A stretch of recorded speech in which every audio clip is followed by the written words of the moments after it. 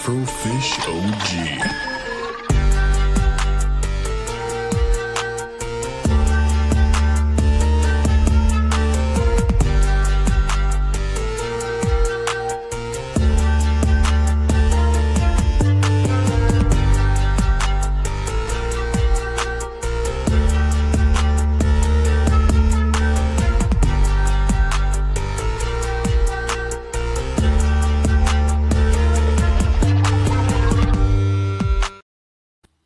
What is going on, everyone? Welcome to episode 8 of the second season-ish. I haven't figured that part out yet. Of Afro in the Know.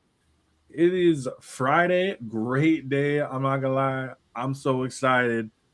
Tired a little bit, but it's okay. It's okay because today we have Ash from Strangewonderful. I love the name, by the way. Actually, thank you. Absolutely love it. And my actual question right off the bat here before we get into deep dive, where'd you get that name to start with? Okay, so how I came up with Strangewonderful was just the simple fact that like things that are often considered like unknown or things that might be a little mysterious or different are often considered strange. But just because they're strange doesn't often mean that they can't be wonderful, that they can't be these great things. And I feel like a lot of the things that I typically love are very strange things, but they are very wonderful things. And I feel like that also depicts who I am as a person as well. That's good. I like that. I like that a lot. And I mean, absolutely true. Especially I'm not gonna lie, when it comes to the gaming space, when it comes to like all nerd culture in general, there's a lot of strange things out there that you find are just absolutely amazing. And I think every single day there's always something new. Absolutely. But for everybody else who comes in and sits and chats a little bit, tell a little bit about yourself. I'm curious to know more about you. Okay, so my name is Ashley. For short, I go by Ash. So full time, I'm a mental health therapist. I'm a social worker, and on the side, I am a vigilante streamer who loves video games, loves geek culture. I go to a lot of like, let's just say like touristy type of events. Everything from Comic Cons, and most of them are centered around geek culture, but like Comic Cons, horror cons, anything that you can imagine that's just kind of like fun, and then also has like that certain air of like geekdom. And that is pretty much my world. So I do everything that is kind of like a flux between my three worlds. I love that. That's awesome. I mean, first of all, congrats on being able to go to Comic. I've been wanting to go to Comic Con for like years and just never have gotten. Oh my God, you haven't been? No, I always told myself I was going to, and then like I would always put it off. And then this is funny because this year I was so set on going to what's it called, PAX. Mm-hmm. And I was so excited to go to PAX. However, I have a kid on the way. So, and it's right in July and PAX is in August. And I was like, no, it's fine. Be selfish. But which PAX? Was it PAX East or PAX West, I believe. Okay. So I was going to be super stoked to go. I think PAX East, is in March, I believe. Yeah, it's definitely cold out when PAX East happens. I live in Wisconsin, so I definitely get it. Okay. So I'm interested because one, you said your main occupation is as a mental health professional. Mm-hmm. And I find that interesting, especially when it comes to the gaming space, because I mean, from your perspective, I mean, there's a lot. I think there's a lot to talk about when it comes to it, between mental health from gamers and just, I don't want to say there's a decrease in the mental health from people, but I think that like building a community can help people on so many different levels. Absolutely. I agree with that 100%. Community is everything. I think for no matter what industry or area of interest you are, like mental health is so important, especially in this day and age, just because there's so much toxicity that happens. There's just devastation happening at every corner. People are losing family members. I mean, especially after COVID, a lot of people have struggled in different ways. So it's always amazing to see how, I would say in geek culture, like how communities come together to support each other. Definitely.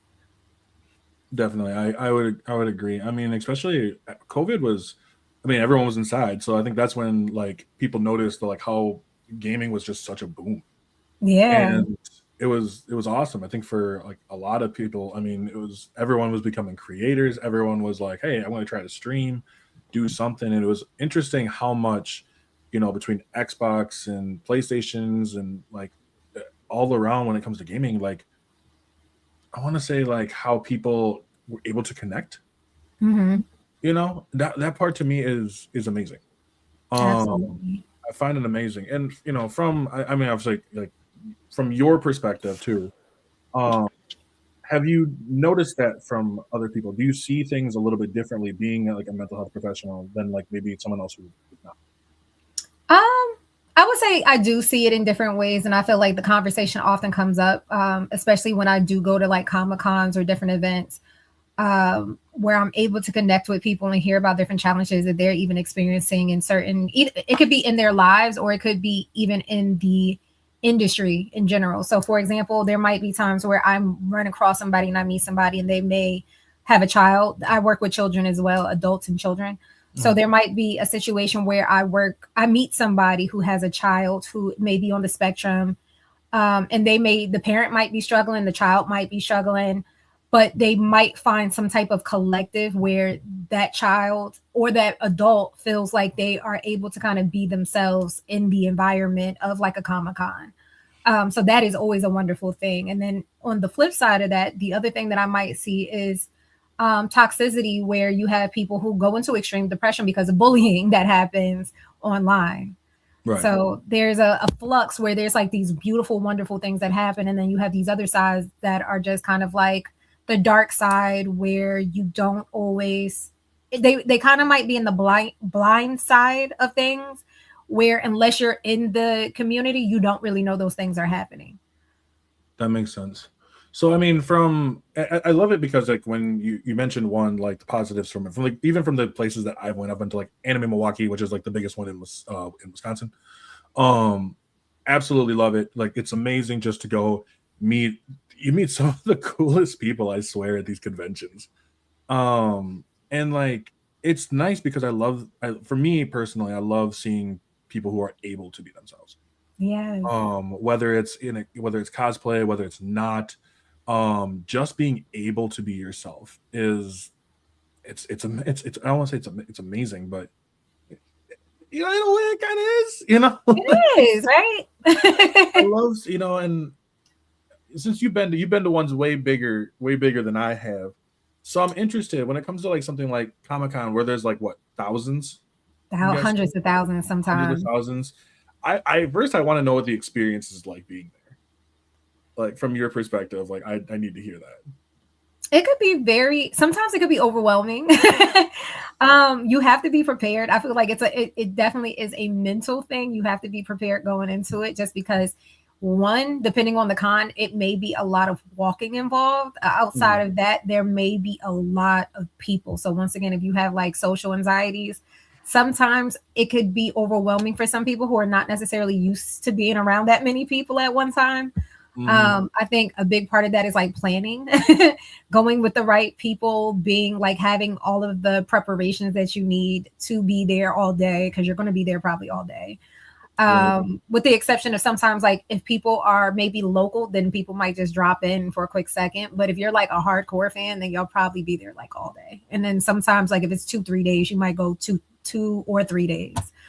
Right. But the experience is so much fun just because there's so many different things that you can do. I know this past year I went to New York Comic Con, which is one of my favorite things, and I feel like okay, I can't say there's nothing like it, but in a sense, there's nothing like it. I have never been to San Diego Comic Con, which I'm pretty sure is a whole different beast, just because like weather is beautiful all year long, just about. And then when they get a chance to go, like it's pretty much warm outside. Versus when you go to New York Comic Con in October, it's chances are it's probably a little chilly outside. Mhm. Um, but it's always amazing to just see so many different cosplayers, their costumes, the effort that they put into the costumes. The other things that you kind of get to do are, I would say, like card demonstrations. So, like if you're into trading card games, they have Oh, so many different types of like different setups where you can go and actually learn how to play games like Yu-Gi-Oh! You can learn how to play. Recently, one of the ones that we did was Cookie Run Kingdom, which is like a phone game that they turned into a card game. Cookie Run And then Kingdom. yeah, and then they have so many other different little sections where people are playing different card games. I think That's Magic the so Gathering is also one of them. So that's there's so so many cool. different opportunities. Like, because the ones like I've been at, like, and just using my own experience, the ones that I've been at have been they've been good, but it's like, it's still the local people from Wisconsin. I've never been to New York. I've always wanted to go to New York City. I've heard it's like amazing, Mhm. but I think it's interesting. I mean, also I'm a card player myself, so like I'm a Yu-Gi-Oh player, Magic player at heart. Okay. Um, so yeah, so like I think that's really cool to teach people to get people into the game. But I also, one of the big things I know when it comes to any of them is meeting, like meeting some of the bigger, whether it's voice actors, celebrities. Mhm. Have you met, like, I want, like, some of the people who you've met in your experiences? So surprisingly, I never really go to like the guest signing, was with the exception of, and this is going to be something so random, but like the writer, not even the writer, the illustrator for My Little Pony. I think that was like my probably most exciting one that I personally got to do, just because I love My Little Pony and it has always been a staple in my life. And now I actually collect the trading cards. Oh, nice. So I actually was able to get like an autographed My Little Pony, one out of 100 illustration of Oh, one of my wow. favorite characters. So that was really exciting. And then even I would say like in the past, I think experiences. I'm trying to think if there was anybody else that I met. Um, I think that's probably about it. They always have like different people. I think actually it was one of the girls from Power Rangers that recently I saw too at Collecticon, Okay. which is a little different. Have you heard of that one? Mm-mm. Collecticon is specifically for collectors. So it's a big part like Pokemon cards. So Oh, I can I do imagine. Pokemon cards as well. So I am a Pokemon card collector Mm. and I'm also a vendor. So when we go to like Collecticon, it's something that they have throughout the United States. I don't know if they do it like outside of the US, but I know they do it throughout the US. It's like a tour almost. Mhm. And with that, they also have a lot of the guest speakers. So you'll find like different people who voice different comics. As far as like the all of the animes, just about like I know this year they had somebody that was there from Mario, Super Mario, somebody that voiced somebody from Sonic, Inuyasha, Sailor Moon, Oh, wow. like all of the classics, just about. Even, oh my god, now that I think about it, the guy who sang the song for Pokemon, like the theme song, he Really? performed at the Oh, that's awesome. last Collecticon. Yeah. That's so, because I know the last one I went to, um, I met, I forgot his name, but he was the voice actor for, I love Borderlands. Big Okay. role. So Borderlands 3, he played Black from Borderlands 3. But I've also met, have you played Expedition 33? I have watched people play it. Okay. I haven't played it myself yet. How far in have you watched someone go through the whole game? Like almost to the end, like Oh, okay. very Okay. So almost to the like end. the character. I met the actor for Verso on Okay. set. I met him one time. I actually sat and talked to him for like it was like 45 minutes or something like that. We're talking about like how like the prices of like food have gone up. This is like in 2023. So like some of the prices of food have gone up from like the McDonald's menu and stuff. And why can't we just get a dollar menu back? Isn't that so wonderful? Like you can just have like normal conversations with them. I mean, I can only imagine being a voice actor and just hearing the same thing over and over. Like, you're the voice of this, so it's like having a conversation that's like just not about work Hmm. has got to be just honestly probably refreshing. That's something to think about because actually that is like my I don't want to say secret like goal, but for this year that's something that I'm actually working on is voice acting. Oh, nice. Yeah. Let's see, you're doing like everything. So like, I mean, you got to try everything just to see like what it is that you like, and like I think if anything is a dream of yours and it's something that is achievable, you should try. no, it's very very true. My question also leads to this is the same with the between the anime and the conventions. Have you ever been to one that's been like kind of disappointing? Ooh. Have I been to one that was disappointing? I probably would say yes. Which one it was, I probably don't even remember the name of it, to be honest with you. Um, so okay, so this is the thing is that not all of the Comic Cons are created equally because you have some that are newer, and because Mhm. they're newer, they may not have all of the resources or all of the support to get certain things that maybe some of the bigger cons have. That's fair. So with that being said, it may not necessarily be like that was their aim.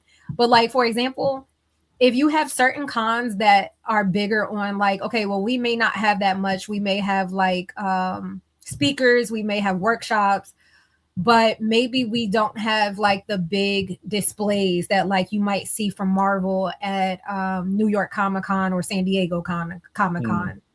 Con. So they may not have like big grand like environments inside. Mhm. Like things may not be like that environmentally stimulating, other than it just looking like kind of like a hotel Right. space. But it there's something for everyone because in those situations that those particular cons might have like really good parties. But if you're not a Mm. partier, then that doesn't really matter to you if that's not what you're going for. That's true. Yeah, and some of them might be a little bit more on the wilder side, where it's like I know some of the cons are now doing like, well, the smaller cons anyway are doing like 18 plus events where they might Mhm. have stuff that is more catered towards adults. Um, yeah, so it's like it really depends on what you're looking for and what you're going for. Because sometimes people just go just to meet up with their friends that they haven't seen, that they might be friends with on the internet, and they've just never seen them in person. And this might be their one time or every year this at this particular con they meet up. That's true. I mean, I've done the same through gaming and like through like the conventions myself.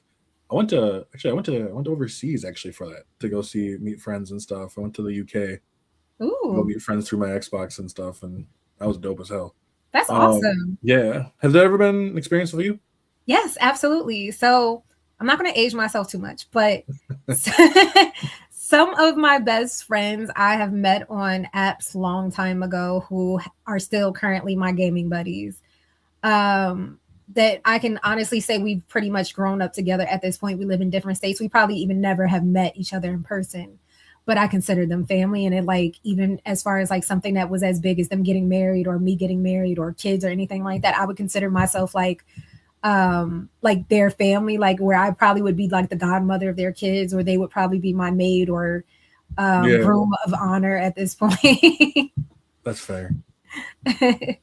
That's still fair. Like, I know I'm the same way. I have like friends like that, because since my wife and I are having a kid, so like they're like, let me know your address right away. I got extra baby clothes.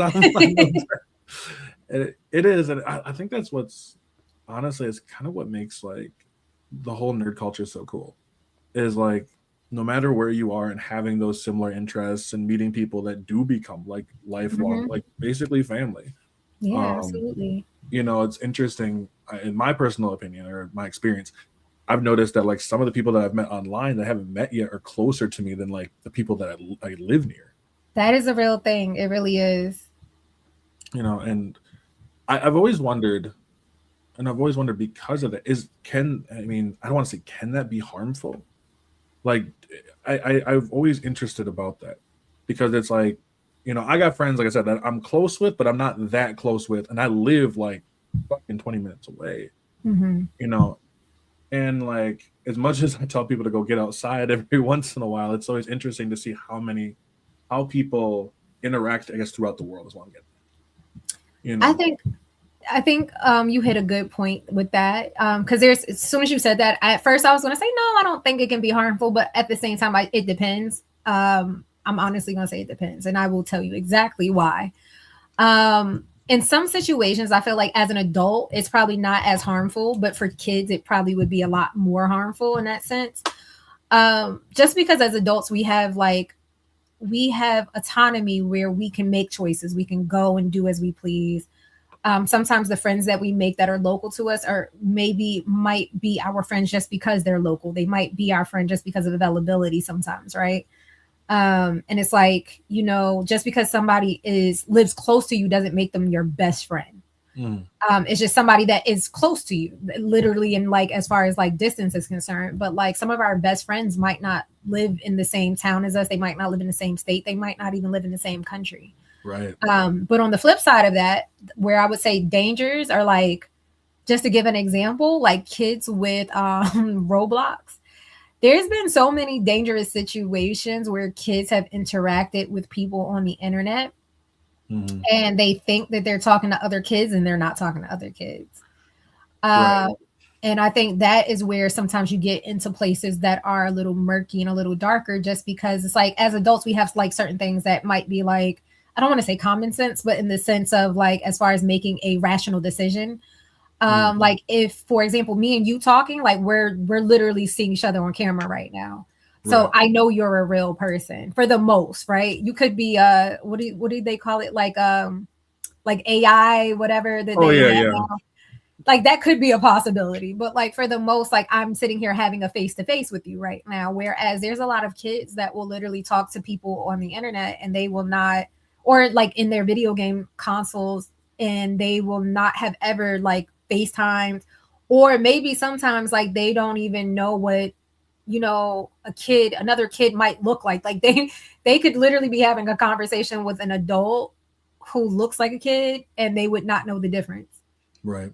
So And that's so where I think sometimes it gets a little dangerous at. that's very true. And you also brought up a really good point with the AI itself. Yeah. Because there are people that have been, I mean, from what I've, at least from my scene, from my like small bit of research, that do end up starting to make parasocial relationships with AI itself. Oh yeah. And with kids especially, that's extremely scary. And I don't know if you've had that through your experience, through your years of the mental health field. Have you seen that, like a rise of more of that?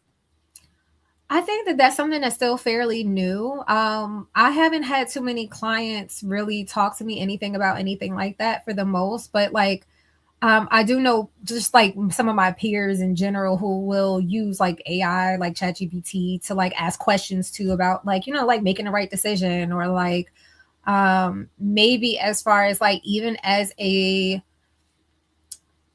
trying to think of the word I would use, but like in a sense, like as added support when they are not speaking to their therapist. Like if they have Mm. something that they might want to ask their therapist, but maybe they only see their therapist once a month, they may use ChatGPT to kind of like ask it questions about like, like, is this normal? Like, should I be feeling like this? Like what should I do about my feelings right now? So there are those type of situations that do happen. But as far as like, I will say I saw this recently. There was an advertisement for a event that was happening for an AI date dinner, where you could go to a dinner and you would be like pretty much like matched with a AI companion. And I thought that was so strange. I But don't at know this how I feel about that. I thought it was strange, but at the same time, strange, wonderful. It's like, there's something for everyone. And at the end Right. of the day, hypothetically speaking, and I think Black Mirror has done a really good job of having us look at perspective when it comes to like choices and decision making when technology is involved. Because let's just say, for example, you watch Black Mirror. I have not. I know of Black Mirror, and I have Netflix. Like I Okay. know I'm going to. I'm terrible at it. Terrible. Okay, but look, you can pick and choose like the episodes you want to watch. Like if you feel like something stands out to you, you can Okay. definitely watch just those episodes, because there's some episodes where I'll be like, I don't think I'm interested in this one. But I think Is it Black Mirror anthology has. series? Kind of. You said which one? Is like an anthology series, of just kind of like Each episode is different. Okay, cool. They're not connected at all. Good. There might be like, I think maybe there was one episode that was connected to a movie that they kind of did, but that was it. But for the most, each episode is very different, but they all touch on different things that we kind of like experience in the human design, I would say, as far as technology is concerned. And this is like not necessarily like in the now, it's like more so like future, like if anything was possible, like the different things that could happen. Like a big old what if.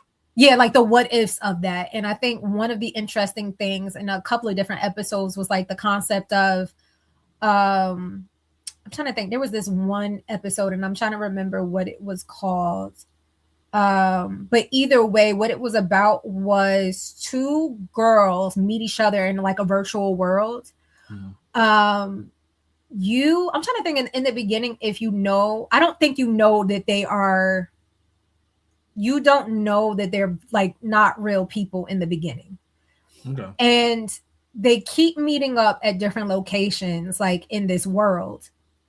And then come to find out, they're both on like life, like pretty much in hospice, Oh wow.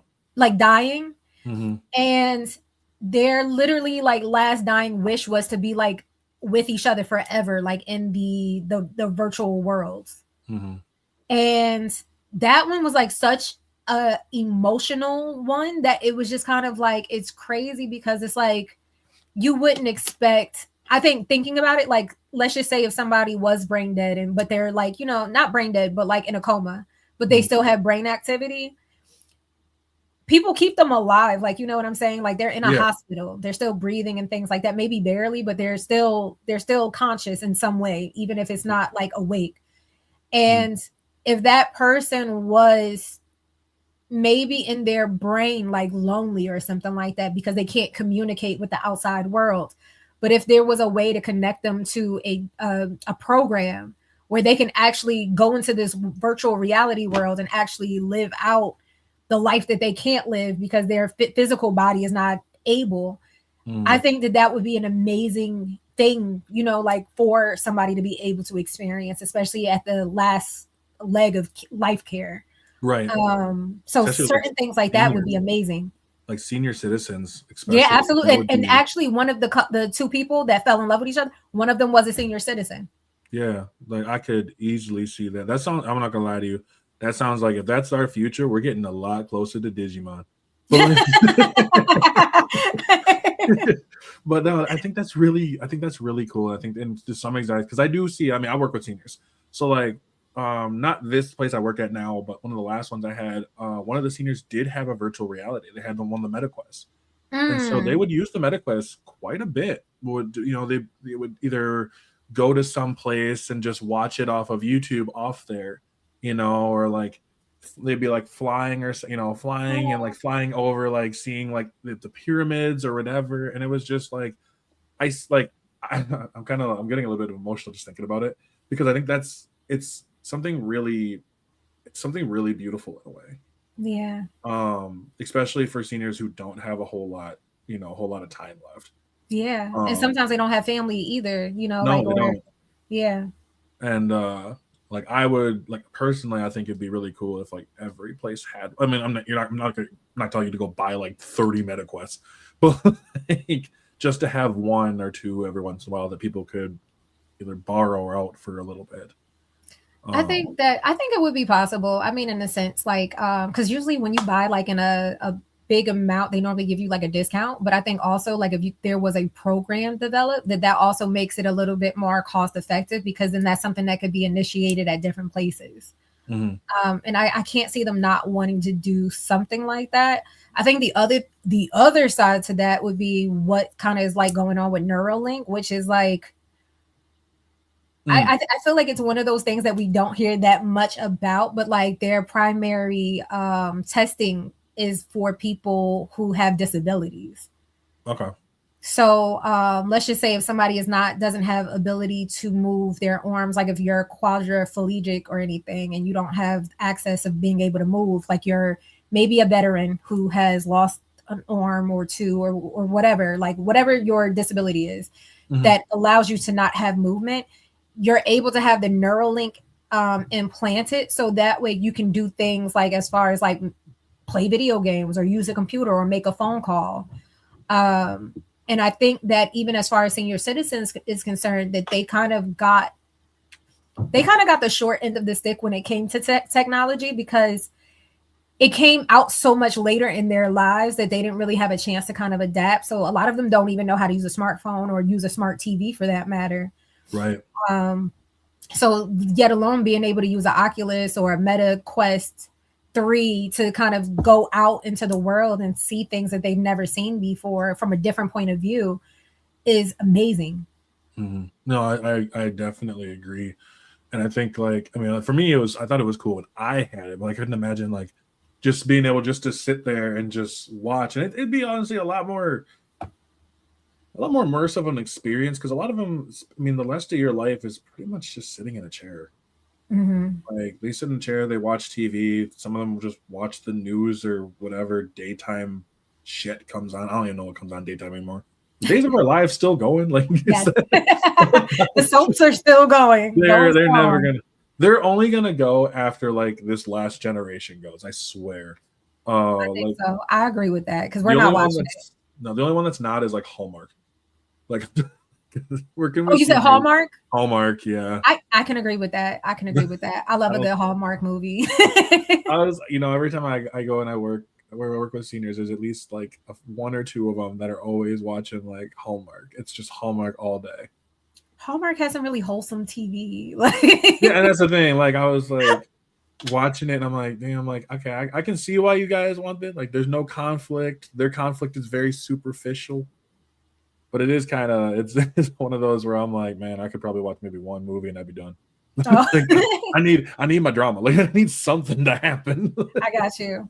Well, sometimes it might be like more so comedy drama. I would feel like only because there's like this one show. I don't even know if it's on Hallmark, but for some reason I feel like it might be. There was a show called The Good Witch.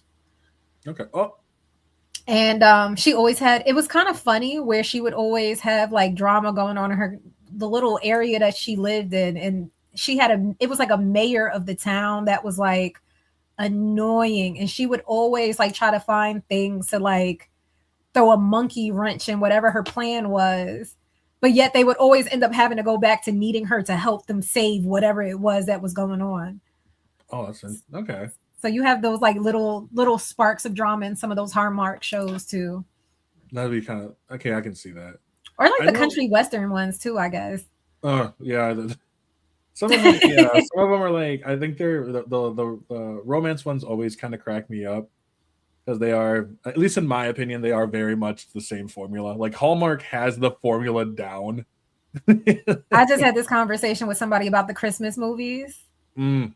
Because it follows a formula all the time. Like it's very predictable, and it's like it's always either somebody is returning back to their old like neighborhood where they have like moved away and now they're coming back. It could be somebody that's like on a business trip someplace in a little small quaint village, and then their car breaks down, and they need help, and then somebody pulls up with a tow truck. There is a very like, it is a very like consistent formula, very consistent, specifically holiday movies, Christmas specifically. Yep, I would agree with that. I think for a lot of people, especially seniors who watch it, like it's so because it's so predictable, they don't have to think about it. Nope. They just are like, okay, this is and they're all the same. It's like Christmas at midnight or like romance during the snowstorm or like Snow at the farm. Yeah, they're about as formulaic as like your average COD game. So like, but one thing I do want to bring up, and I thought this was kind of interesting because I've been paying attention. I've noticed the anime posters in the back all over, and I'm like, okay. So first off, I want to ask like some of your favorite. Are those all your favorite anime in the back though? Although except for one, I don't know what it is.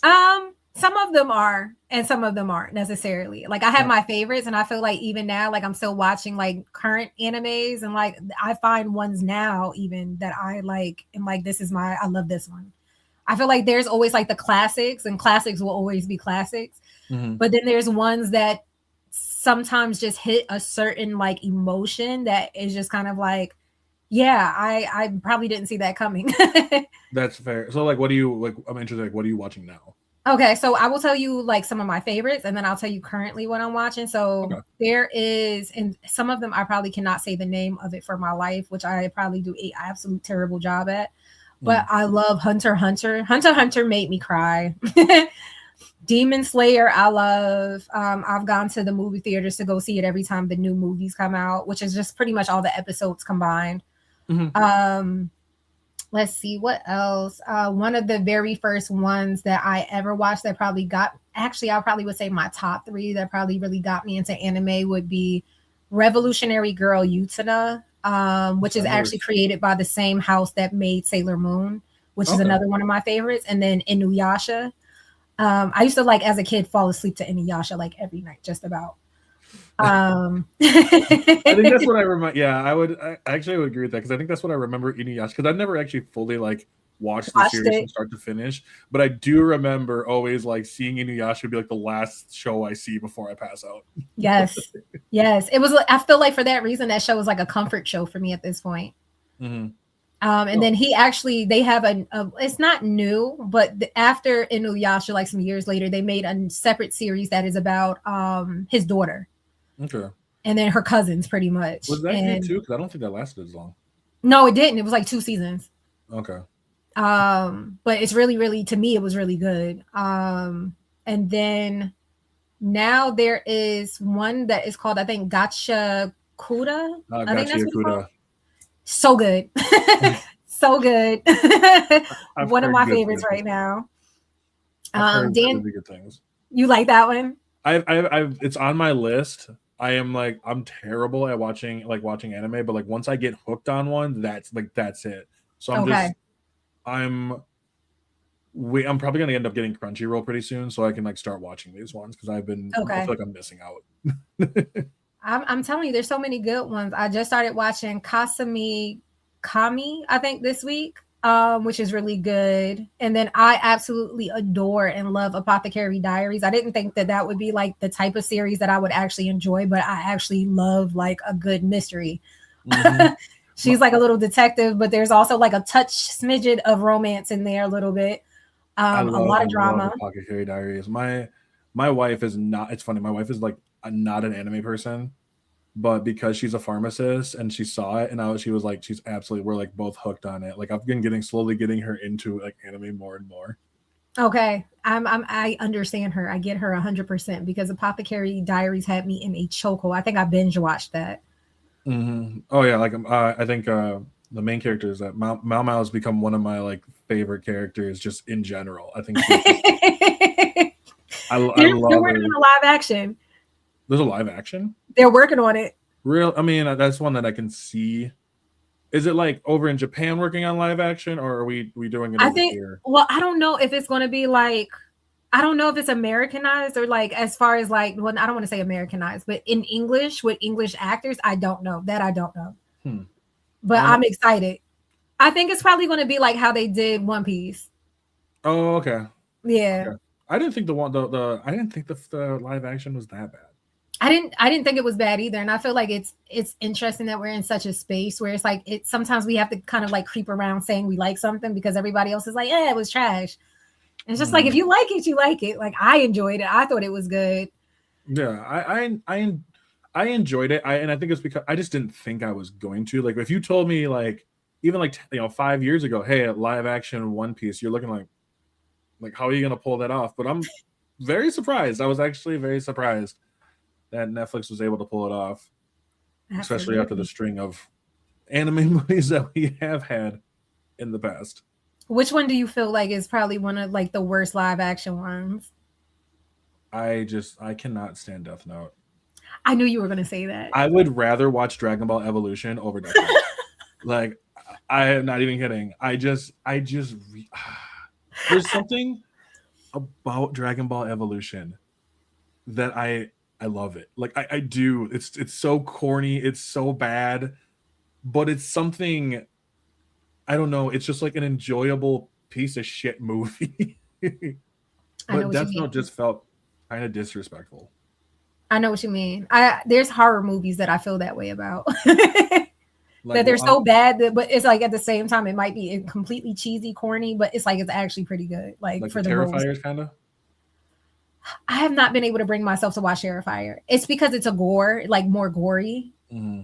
and I'm not really into gore. It's That's right. like that. I'm trying to think what other movies like Saw. I can't really watch. Hostel. I can't really watch. But I did start watching. I think it's what is it called? Sweet Home, which is a K drama. It's like a K drama. Oh yeah. Horror. Mm-hmm.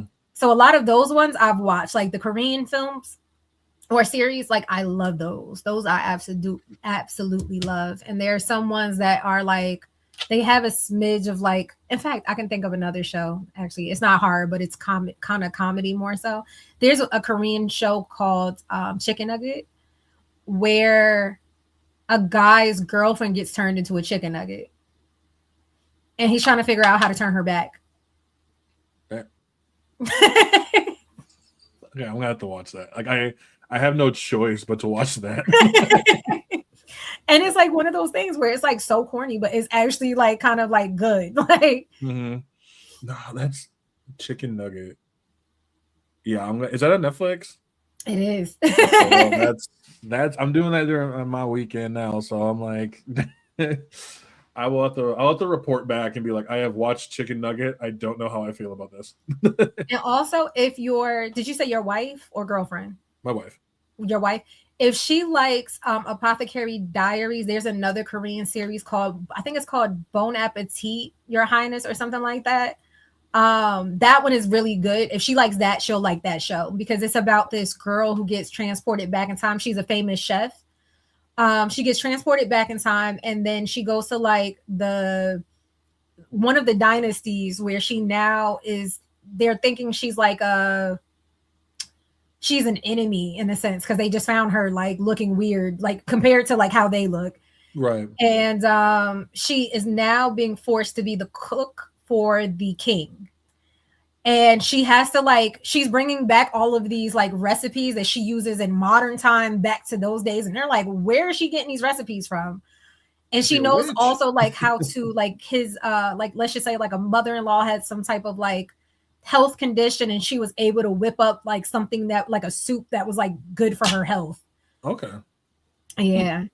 Okay, I'll definitely have to watch that one. I know the one I watched, we both ended up watching. I started it, but then I reset it. Was The Fragrant Flower Blooms with Dignity. Oh, I didn't see that one. That sounds good. That's a newer one on there too. I loved it. It's about it's like it's like the kind of like high school ones where they're from different schools. She's from this really like preppy school that's all girls, and they hate the other school that's mainly all boys, and like it's more of a public school, and like their schools are right next to each other for some reason. I don't know. Like I bypass that, but it's a very cute show. Okay. And it's only 13 episodes. I hope it gets a second season. And like I loved it. I've been trying to branch out into more stuff. Like I feel like, after a while, like for me, for a long time, it was just sitting in that shonen region. Okay. It was sitting in the shonens, the My Heroes, and all that. And I was like, yo, I got to find something new. Okay. So between that, but then I end up going back to like Records of Ragnarok. That was really good too. That actually surprised me. I didn't know. I love it. I think that was a show that caught me off guard about me liking it because I didn't think I would be into something like that. But I actually really, really was looking forward to this last season. But then it was like, I feel like the last season kind of let me down just a tad bit with some of the battles compared to Which ones? I'm interested. I'm super interested. Like I love this Tesla. Show. Tesla's the one that really. Okay. That episode kind of like annoyed me a little bit. It was just kind of like dragged on because it was like he just the power of science it to death just about. And I feel like in comparison to some of the other fights that they had, not even just this season, but like the prior seasons, it just was like a dragged out fight of like a whole bunch of nothing happening and just them talking back and forth about science. Okay, interesting. Like because I felt the one that was usually I'm probably in the common version, but it was King Leonidas versus Apollo. Okay. And I thought it was really interesting. So the voice actor for King Leonidas, I believe, is the same voice actor as Solid Snake. Okay. So I thought that was like, okay, that's instantly cool. And like I loved like his design and all that, but I was just like, I don't know. I think I didn't feel like much for like the stakes wise. Okay. And like I liked his shield. I loved his Valkyrie that he had with. I think the only thing with Apollo, the thing that really did kind of bother me is that he deflected the one arrow and it hit Apollo in the heart. Mm-hmm. and then he got back up, and I was like, yo, whoa, whoa, whoa! Like if Like that was what? any What just happened?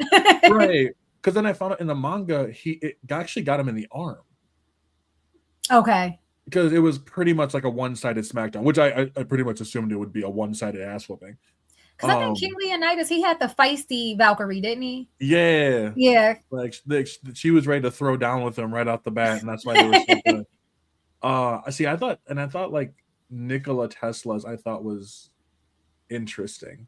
I liked his Valkyrie. I just felt I like love it that was battle armor. his armor was cool too. It was just that it just was. I felt like it was so dragged out. He kept creating that box that was like trap. It was supposed to trap the other person, but it was just kind of like at the same time it wasn't that effective. And he was so impressed by all of the moves that the other person was doing. It didn't really feel like a battle. It felt like it didn't feel like it just didn't feel like the level of the other battles that That's we fair. saw. I think that especially when you started season 3 with King Shi Wong Mm-hmm. versus Hades, and Yes. that one was just like by far I think it was the best fight of the series. And I think going from there to Teslas, I like overall while I did really enjoy Teslas.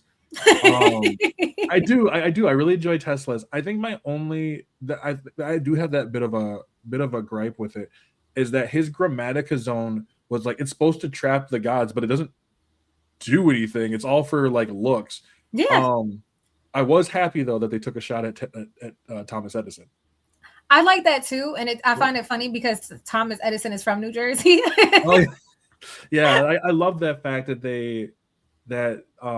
you know Galileo and like all of the other ones in there, Edison, and I thought that was cool that they took a shot at Thomas Edison for that, and I was like, okay, cool. You know what? I like you guys just a little bit more. They had But Einstein in the audience. yeah, and I like when they bring in the audience and stuff, and I think it was just it was an interesting fight. Like the fight itself can be a little boring, but I'm also glad with season 3 because it felt like it actually progressed the story forward. Like Yeah, for the first 2 seasons, I'm loving it, but there didn't feel like there was much. yeah. Except for Jack the Ripper's fight.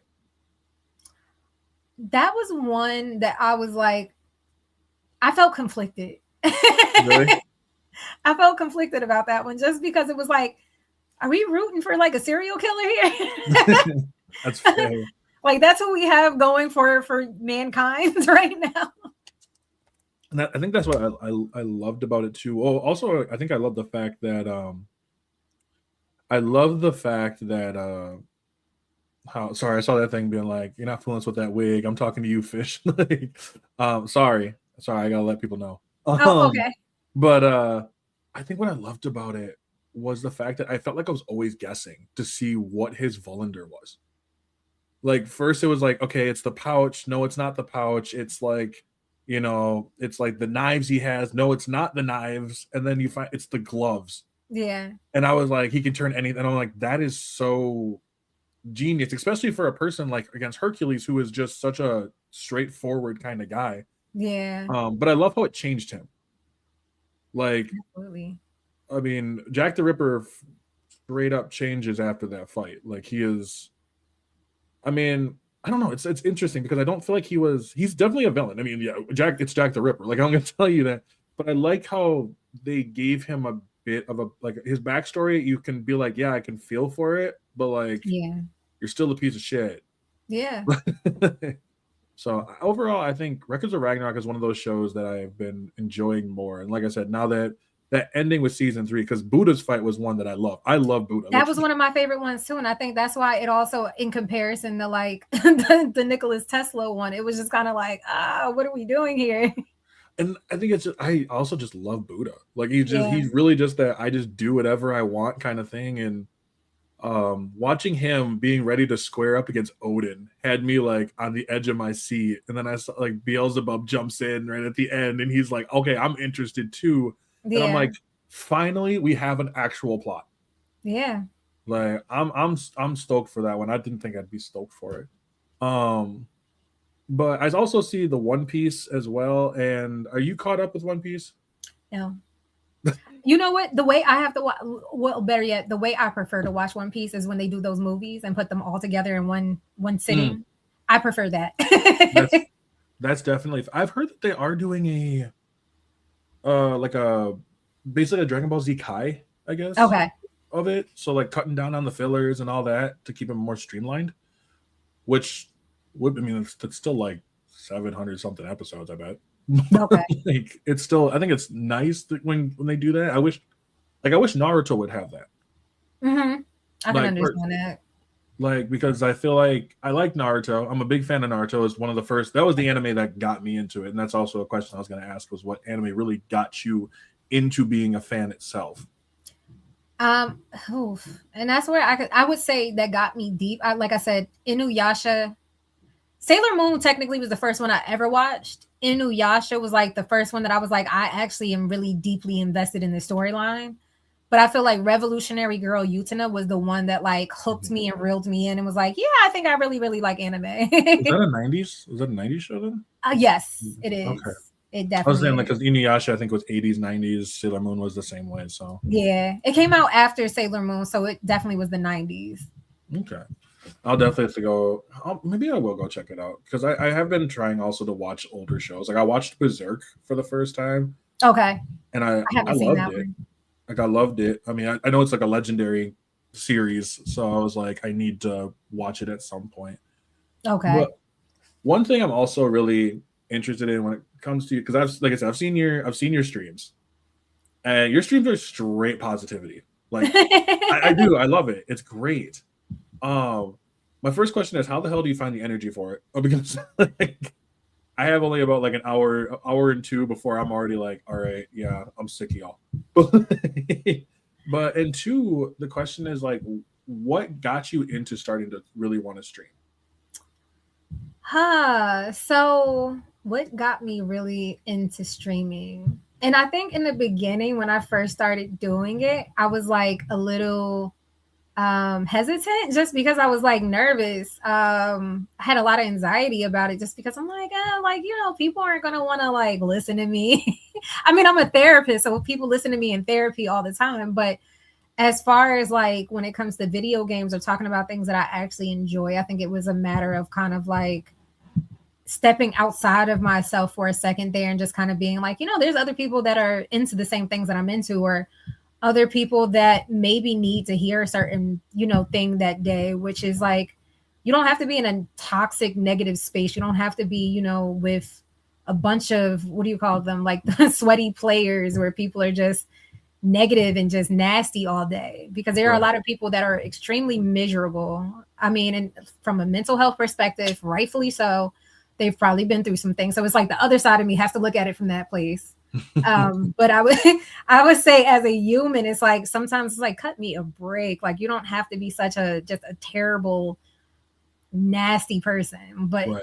at the same time, because there's people like that, there are also people that are like me that are just kind of like, yeah, let's spread some positivity. Like, how's your day going? Mhm. Sometimes just asking somebody something that simple can It really, change somebody's day. Like, especially like when you were talking about like senior citizens, there are a lot of people that go into depression just because they don't have somebody to talk to, right. or somebody that, is saying something that is nice to them. Right. And sometimes that just makes a difference in somebody's life. Even as far as like, I think one of the bigger things that I love so much about streaming now is the community behind it. Because that's something I have been talking about for a very long time. It's just like, yo, community is so important. Like, we need community, Mhm. especially just like with everything that's going on in the world today. Even when you think about, and I was thinking about this movie earlier, just because when we were talking about technology and like the the Oculus and everything, or the MetaQuest, that Ready Player One makes Ah, me think about that too, because it's like you had these people that lived in different places. They had never met outside of their game, but they all came together for this, this journey, this cause, mhm. to work together to achieve something. And I feel like a lot of times the communities that we have, as far as like when it comes to gaming or anything, I play Dungeons and Dragons as well. So even with that, it's like they're almost like family. They become Right. like family. They don't start off that way. They start off as strangers, but then they become family. And sometimes you just need even a chance to kind of break away from your everyday life, whether it be like your job, which may be extremely stressful, or you may have like family that are completely like they don't really understand you, or you don't have like maybe a loving relationship at home. There's so many different situations where sometimes our gaming community or our whichever type of experience you choose, whether it be like a Dungeons and Dragons, because that's not, I mean, it's gaming technically, but Right. at the same time, it's not really like, it's not virtual gaming. It's not like you have to have a console or a phone or anything. You can meet up with your people in person and just like, like just kick it and like roll some dice and just live out this adventure. And I think that is the big thing that kind of like pushed me towards it, was even as far as like Dungeons and Dragons, like last year, I think it was last year, or I think it was last year this time. Actually it was 2 years ago now that I think about it. I was living in my other apartment. I posed a question out to TikTok and was just like, hey, I've really had an interest in learning about Dungeons and Dragons, but I don't know anybody that plays this game. Like what is it, what's something that you should probably know, like if you're interested in like getting into it? Like I think it might be my thing, but like how do you know? And then I had this outpouring of like people reaching out to me, and then it was like getting shared to like hundreds and thousands of people, where people are now commenting and like reposting it and then stitching it and like giving advice and like providing support, inviting me to like online discords and groups. And it was just kind of like, wow, like this is crazy. Like I wasn't expecting such an outreach from that, especially off of TikTok, because I wasn't even really using TikTok like that at that point. Right. And then after that, I decided to use like one of my other social media accounts on Threads to find a group. Like I decided to just make a group myself. And that ended up being like, we're still a running group now. We meet like once a month, but now I'm like now branching off to like about to start another Dungeons and Dragons group with some of my friends off of TikTok now. So it's just like really crazy how sometimes like you really end up meeting people that are like family off of social media. Right. That sounds awesome. And I think I kind of done the same. So like I feel that. I also won D&D. So what's your character? So okay. So my character, her name is Sabina Leclerc. She is a paladin cleric. She's a half elf, half human. She has a wolf dog named Cinder. She was actually like, her backstory, she was born to druids, but she was raised by clerics. Okay. So right now she just left like a cleric, kind of like a monastery, where she is kind of like our storyline is like on a beach, like in an island. Mm-hmm. So some characters washed up on a boat, and now we are looking for like the jewel talk right now. We're on this crazy adventure. We just left a jungle disco. A jungle disco. Yes, a jungle disco. And it is a wild ride, just because it's like the other players, with the exception of our DM, are all new players too. So we're all just kind of like getting comfortable and like building our story and like leveling up together. And it's just it's so fun. That sounds like a lot of fun. So do you go like, do you actually do the whole cosplay, go all into it? Like I haven't yet. I haven't yet. I really haven't. And it's like, I really wanted to like actually like build out her character. Like I have pictures of what she looks like. Right. But it's like, I really wanted to like actually build her costume and maybe do that at like the Ren Fair next year. Cause this year I went to the Ren Fair for the first time in New York. Oh, nice. So I'm looking forward to maybe doing that next year at the Ren Fair. That's really cool. I love that. Like I've played only D&D like a couple times. And I'd have to go look on D&D Beyond. I wanted to do, so we were supposed to do it with a group of friends of mine. And so we were doing our own homebrew. And he's like, well, I want to make a character based off of mimics. And he was like, well, how are you going to do that? And I was like, oh, it's simple. I'm like, but it does require a little bit of rule breaking. Okay. Rule breaking, I'd say, but that's because I would have to stop treating mimics as just monsters and treat them as animals. Oh. And he was like, why? And I was like, because my character tames mimics. A mimic tamer. That is very interesting. So it's like, okay, let me just ask, like in this concept of this design, are the mimics, do they come from like a family of mimics? Are they like how are they? Yes. Have you thought about how they're born? Yeah, I have. So Mine was that my character is a tiefling, I believe, that ran I away love from. tieflings. I do, yeah. He ran away from a very abusive orphanage into on the outskirts of this town. And on the outskirts of this town is this place called the White Spore Forest, and he runs from there. Nobody, like anybody who goes there, doesn't come back because it's just Hmm. littered with monsters. People try to go to see what it's like. It's basically unexplorable. And as he runs out there into this white spore forest, and I had it like set up like as if like this forest was like it was like weird, almost like like dandelions and all that Mhm. other kind. They just, but it's weird because it emits like this strange glowing light. It's never dark here. Like, Okay. and so the place is basically flooded with mimics of all over. It could be rocks, the trees themselves could be, and he gets saved by this person who is basically like one of the protectors of it. And Mhm. what happens is that he takes in like children from this orphanage, and he has a group of them and he trains them all to basically he gives you like a mimic as like a partner. Aw. And so him and this mimic, and the mimics, like the one I have is I believe I had it as like a chess thing. Is his name was like Migi. And so my character, whose name I just cannot think off the top of my head right now, but like him and Migi both like pretty much team up, and his goal is to find and save mimics.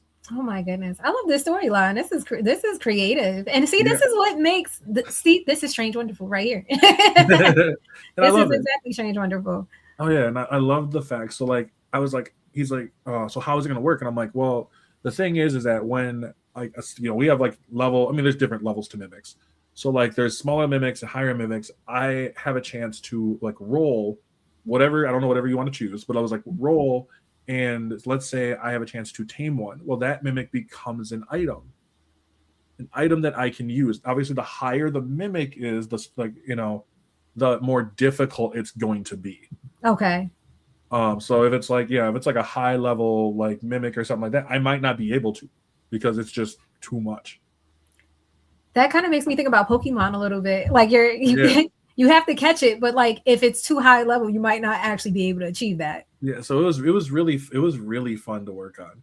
So like my character had two mimics. One was it's a pouch, and so no one can put their hands in because if someone else puts their hands in, it'll bite them. Okay. And then the other one is this like one of like a vest thing that he wears. And so the mimic just kind of it's always next to him. And so if someone tries to get close, it'll throw its tongue out and then it'll pull it in. Okay. So, and then the only one I could think of being like class wise would be like a druid. Like the Okay. druid made the most sense to And me. that's what it makes me think of. I love a good druid. Is that, in general, it's like you're a friend of nature. And it's like even like in that concept of things, like even beasts are friends. Like, Mm-hmm. it just depends on, the level of respect that you have for it. Yeah. And I don't remember even what I saw. It was like something, I think it was like some dude online who talks about like it, and someone asked a question about it. And I was like, dude, that looks so cool. Like, I think taking an enemy that usually people don't think about, you know, Mhm. um, and then make it into something different. Well, it just sound pretty. I don't know. It sounds dope as hell. So, Yeah. but it's been really fun to work on. And you said you've been doing it for so how long have you been with your group then? For a year now. Oh wow, For a year. We meet once a month with this group. that's fun as hell though. So like, are you guys from like all over then? Like all over, Yeah, just like I online? have one friend that is now that person is from New York. Somebody else is in New Jersey. So two of us are from New Jersey, and then somebody else is like in California. Oh wow, that's the fact that y'all can like still make the time, because I've heard of people who've been like doing this for like decades, Mm. and I was like, I don't think I've even had friends that long. But but it's super cool. Like, so like I'm guessing y'all are pretty decently high leveled now. Like, have you had some pretty dope adventures? Like, I want to hear like you guys got like in like a really big boss fight or something.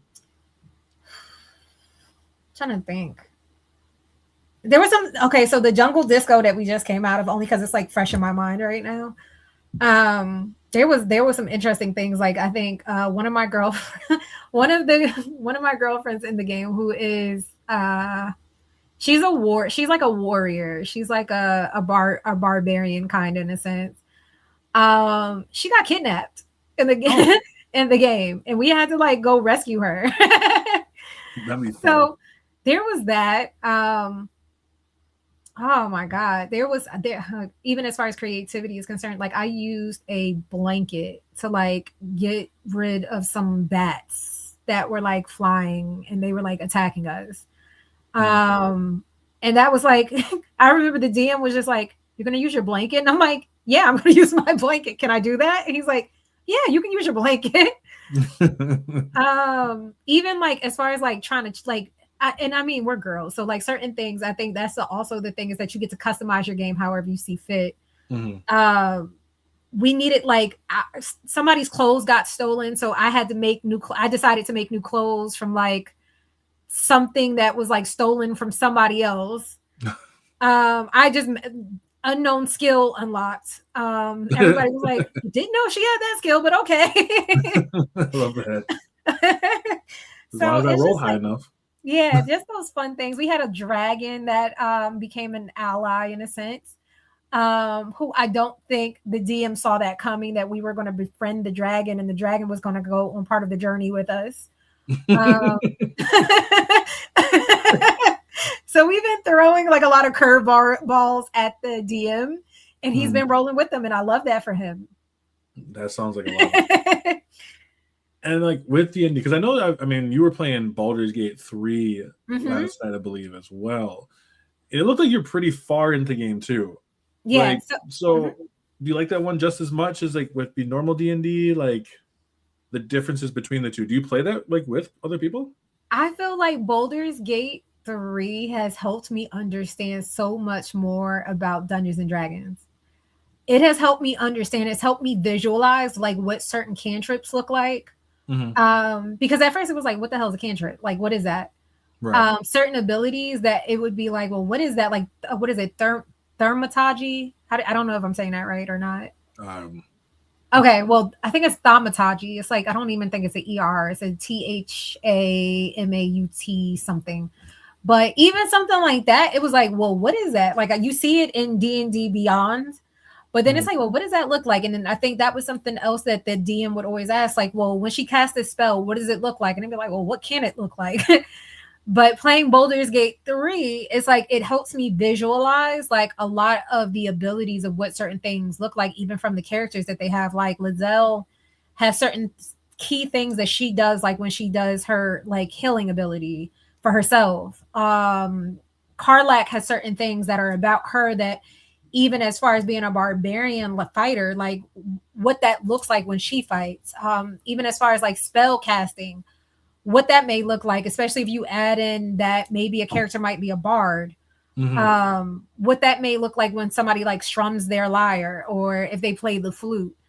I did a 1-to-1 game where I was a bard and I had a traveling DJ booth in that game.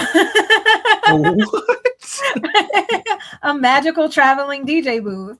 That's And it was awesome. just like like I said, the game has helped me kind of like visualize like what certain things that my character might do, what the possibilities are, and then also as far as understanding space wise, like on like distance, like when it comes to movement and things like that, it makes me realize what that looks like, even as far as like flight.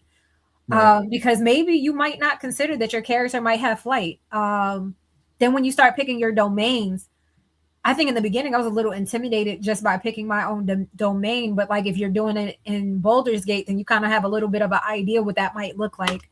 Mhm. For example, like the war domain or the death domain, or I think even the opposite of death might be there's something that's similar to death that's not death. Um, it's connected more so to necromancy. Okay. I can't think of what that one is, but you might decide to be a light domain and have like light, like more so like a light smite ability. Mhm. So there's all different types of like capabilities that your character can have, and then you can like do subclasses where now you can really get funky with it. And I think that is like so cool. That does sound like. I mean, I don't. So I have only gotten to like the second part. Like I have never actually fully finished it, and I've been keep A trying. BG3?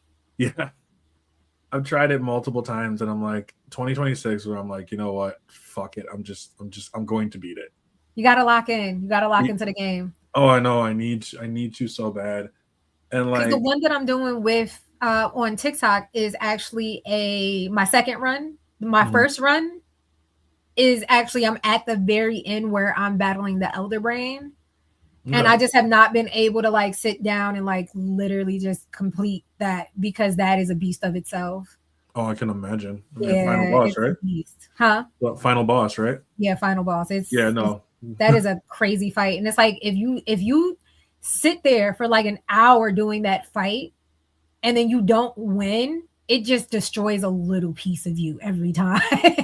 Oh, absolutely. Like any so I'm a fan of the XCOM series, and I love those. But like I'll every time my character misses and I watch them just slowly take out my characters, I just kind of sit there and I just stare with the most like emotionless face possible. It takes a piece of your soul every time. It never fails. Especially when it's someone like important, Yeah. you know, and you're like, oh, there goes my sniper. Like this is great. That's Historion in my game. He's almost like I think I have him as a sharpshooter. He's definitely a rogue. But and honestly, that is also where TikTok has come into play at as far as like community is concerned, because people have joined my lives that play BG3 that I didn't think that Baldur's Gate 3 was going to end up being like my main thing that I did on stream. But the community has been so supportive and like even helpful as far as like, let's just say there might be like a special weapon that is like in this cave someplace that nobody that you know has even found this thing. But this one person that pops up in your TikTok is like, hey, did you get that weapon out of the cave? Like, what are you talking about? And now they're walking you through how to find it. And it's helping other people because other people are like, I did not know that was there. Now next time you go back to the game, you're going to be like, I'm going to explore a little bit more. I'm going to go check out every little nook and cranny now because there's stuff like literally hidden everywhere. And even with that, and I'm thinking about one specific person that has been so helpful in walking me through the game that is now a part of my community. He said he hasn't even finished any of his like chapters, like any of the he said he has played maybe like a total of like, let's just say maybe 200 hours, I think. My final game is like 457, I think, right now. He hasn't even gotten that far, and he's found so much more than I have in the beginning part of my game. Oh, wow. And I'm just like, I just don't see. And he's like, because I start over every time. Oh. So he said he had like 6 different maybe campaigns started. And I'm just like, I just don't see how. Like, you've literally found so much in this short amount of time. Lock in just to one and just finish it. It's kind of how I felt with Elden Ring. Okay. The first time I played it, I love Elden Ring. I think it's great. But there was so much I felt like at the time I was missing. And even now I even look, and every once in a while I look up and they're like, well, you know, chests you might have missed or whatever. And I'm like, I don't have that weapon. I don't have that weapon. So my goal is to go back through and collect every single weapon they have. Most of the weapons, because some of them have like a 0.5 drop rate, and I'm just I don't have the time to just sit there. I love that. And just back and forth. You know, some of the, and I love it. I love Elden Ring with a passion. But it does remind me like of just like you mentioned with exploring every nook and cranny, trying to find every little thing. I absolutely like I adore it. I'm a sucker for it. It apparently just doesn't happen with Baldur's Gate. I don't know why. And I think it's interesting too with Baldur's Gate 3 that so many people like will choose like, let's just say the dark or urge or like the honor like run. And I'm just like, you guys are really committed like to do like I feel like a full commitment to like that is going to be your experience. Like you're going to completely just be like dark and evil for your entire run of that game. or you're going to be like completely honorable the entire run of your game. And I'm like, my characters have to be a little bit of mix of both, because sometimes like you might just have to say something sarcastic, Yeah. and then sometimes you might just want to like, in some situations you might have to pickpocket somebody in the game. So it just really depends. And I think even as far as like what I have found that in my games, I'm always trying to save the animals by any cost. I will try to figure out a way to save the animal a bunch of times if I have to, and keep going back if the animal dies, to try to figure out, is there a way that I can prevent this from happening? So That's I'm fair. committed to, like, my characters are always committed to that part, I can definitely say. I love that. So I want to say I got a few more questions. Mhm. Um, First and foremost, when it comes to last year, how was it for you, just as a streamer, as a content creator, just in general? How was 2025 for you? 2025 ended on such a high note because I think at the beginning of 2025, I had no idea I was going to be streaming. No idea. I didn't Mm. start streaming until December. To the This recent, like this past December. that wow, that recent. I have grown my, like, within this amount of time between let's just say maybe like December 20, was it right before Christmas? I feel like maybe it was right before Christmas. I've literally grown my audience by like maybe like 1,000 plus already. Oh, that's awesome. And that's in a matter of like less than 28 days. So That's that's been excellent. crazy. And then I think the other thing is too, is that before, like, let's just say maybe about, I'm trying to think, it might have been like 2020, 2018 maybe. Mm-hmm. I was doing Twitch. Okay. But I didn't take it that serious. And now I'm kind of glad that it happened now rather than then, just because I feel like I've gone along my journey, and I've explored and figured out a lot of things along the way, and I'm glad that am where I am in this moment, because 2025, like ending my year on the note that I did, as far as like even starting to stream, wasn't just more than enough. Like, even as far as like meeting a lot of the people that I've met, like there's somebody that I connected with that ended up like really loving, like, let's just say Scarlet Witch. I had a Scarlet Witch comic book. I ended up UPSing it to her like yesterday. And this is somebody I've never met in my life, but I'm like, you love Scarlet Witch. Like, I have this comic book. You don't have it. You can have it. It's yours. It's like, you're a part of my community. It's yours. And I think that is the amazing thing, especially with the people that I have met in the last, like, literally, like, last 30, like, I can't even say 30 days, it's less than 30 days. That have already started to feel like family already, in a lot of different ways, where we have been hopeful for each other in different ways as far as resources are concerned. So I'm like looking forward to the rest of this year as far as streaming is concerned. I'm locked in all the way, so I don't see myself like falling back off of it at all. And I've been balancing it with being a therapist. So Yeah. it's it's a journey that I'm looking forward to, and an adventure. And I think that also kind of turns into like the Dungeons and Dragon lore, where it's just kind of like, you don't know what's ahead of you, but you know you're looking forward to it, no matter like what is kind of coming your way. I can feel that definitely, because it's like, as someone's myself, I have like six. I first started up 3-4 years ago, where I Mm-hmm. started. And the same way, I didn't take Twitch very seriously. Didn't really care too much about it. Then I went and started. I was like TikTok. I kind of dicked around on TikTok for a while. Decided I was gonna try to take it seriously, and I shit at this point, I'm not gonna lie. 2025 was a fucking stacked year, especially that ending, and that's where I started all these. Um, so I'm interested also with like 2026. One, are there any games you're looking forward to in 2026? Ooh, okay. So Larian has, which is the house that made Baldur's Gate 3, they have Divinity coming out. Mm-hmm. I have not played Divinity 1 or Divinity 2, but based off of the way that the artwork looks for Divinity, the new one that's coming out, I'm excited. I think at first I was a little caught off guard by the trailer, just because Yeah, that trailer. it was a little dark. I was like, It I was don't know if I'm something. gonna be playing this or not. But then I read a little bit more about it, and they said that even though the world is dark, that your character's purpose is to kind of be a light in this dark world. Okay. And I was like, I can understand that. I can understand that. That's something I could roll with. And they said that they are actually looking to perfect some of the things that they felt like were flaws in BG3, which I feel like is also a good sign, because it's like you're going to have also the opportunity to do like companionship romances.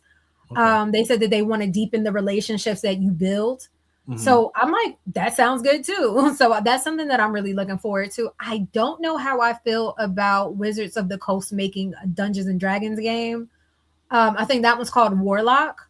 Okay. Isn't that like a third person? Like, I don't think it's like turn based, is it? They said it's not. They said that game is not going to be turn based. Okay. So I don't know what to think about it, because Wizards of the Coast, and I'm not sure if you're familiar, but do you know if they've made any other games in the past, like video games? I can't think of any, no. So with this being their first, and I don't know if this is supposed to be like a FU to Larian or not, but I just don't know. I really don't know what to think about it. Because it's like, is this going to be like a Harry Potter type of game? Mm-hmm. Wait, did Wizards of the Coast make? Why do I feel like? Wait, no, I don't know. I was sitting here, as I said that, I'm like, did they do Hogwarts? No, that was Avalanche, I believe. Okay. Yeah, I don't know any games that Wizards of the Coast have made. Oh, they have. Wait, have they? Are these video games?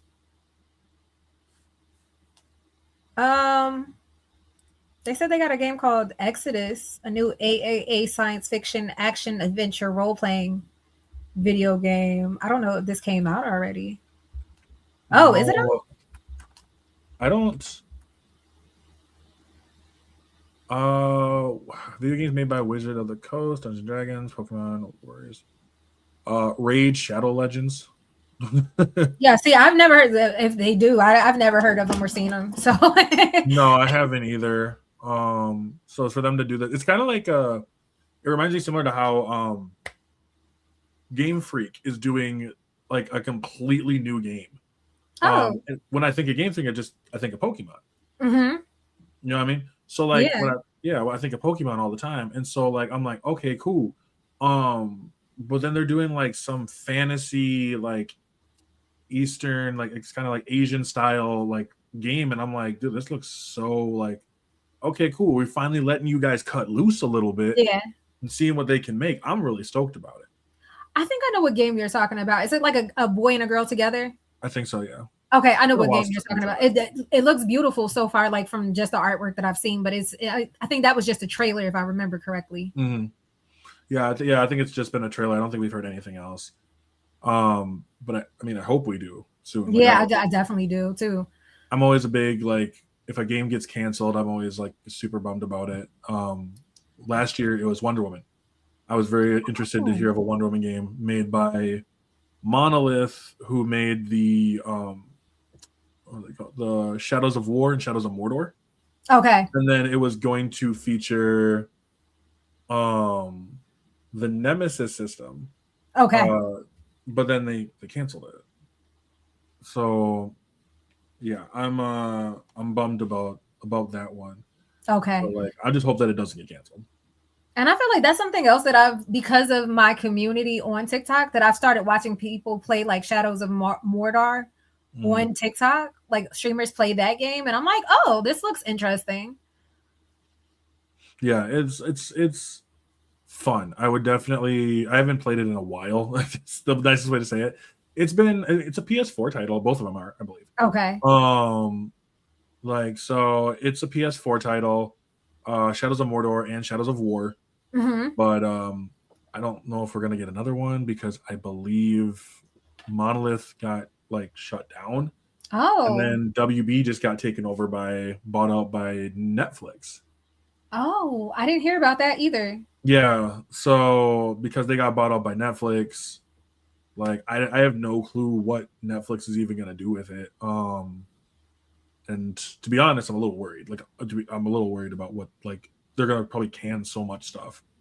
So it does kind of bother me a little bit, but it's just the nature. I can't really do nothing about it unless I want to make like $95 billion and try to buy it from them. Maybe you can like create a petition. Right? Yeah, like what was that? GoFundMe. So, but then my last question, I love asking this, um, is what does gaming mean to you? mm, Gaming means to me, I would say immersion. I would say that it offers me an opportunity and a chance to kind of like immerse myself in a different world, a different character, different abilities that I never had. Like even if hypothetically speaking, I didn't have the ability to walk in a game, you can swim, like, and have a tail or like fly.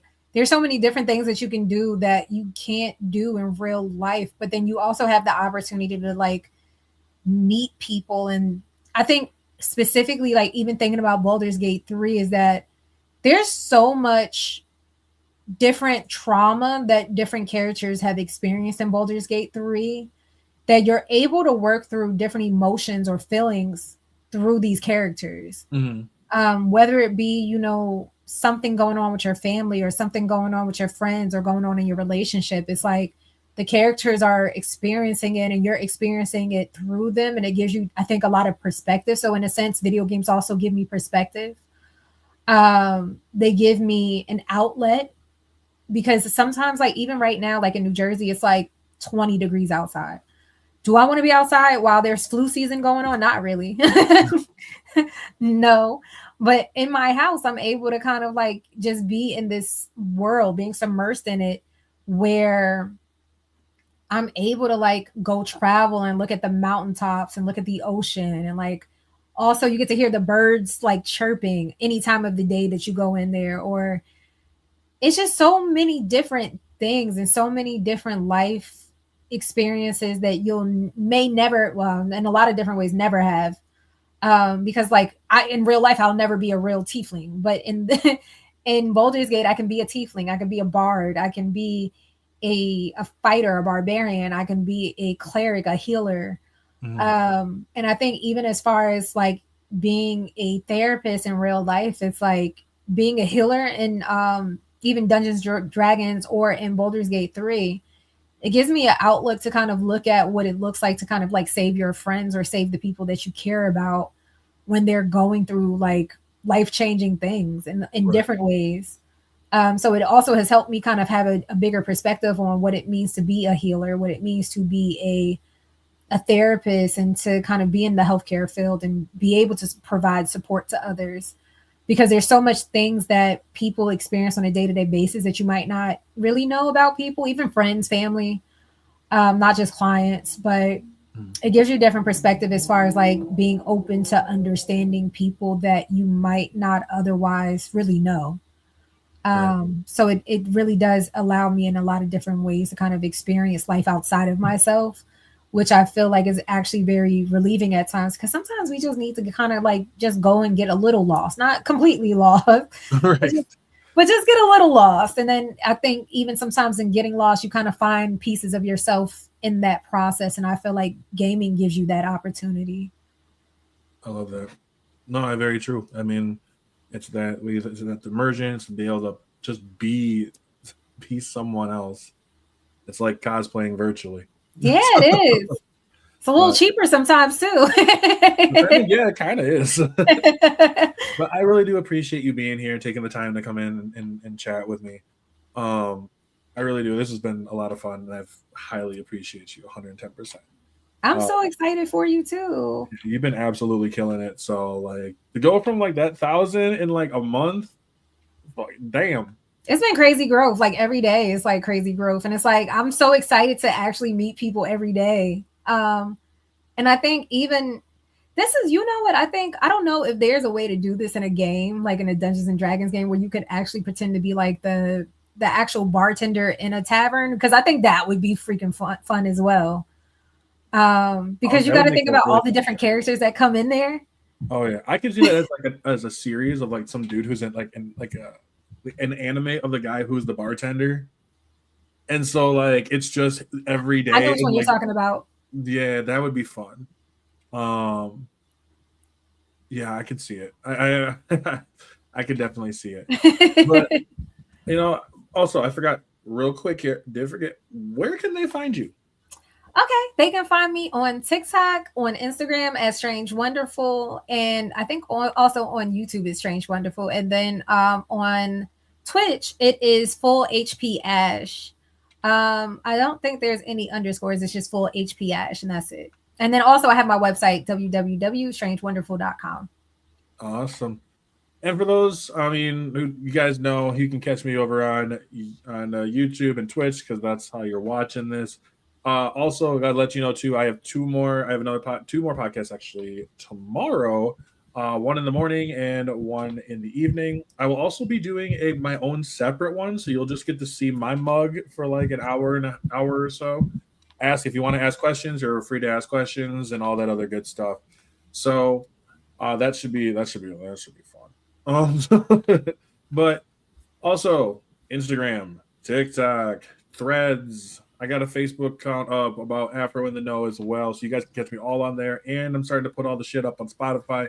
It takes a while, and I'm kind of lazy. I'm not gonna lie, a little bit. So, with all that being said, everyone, I'm Taylor from Afrofish OG. Have a fantastic weekend, and I will catch you all in the next one.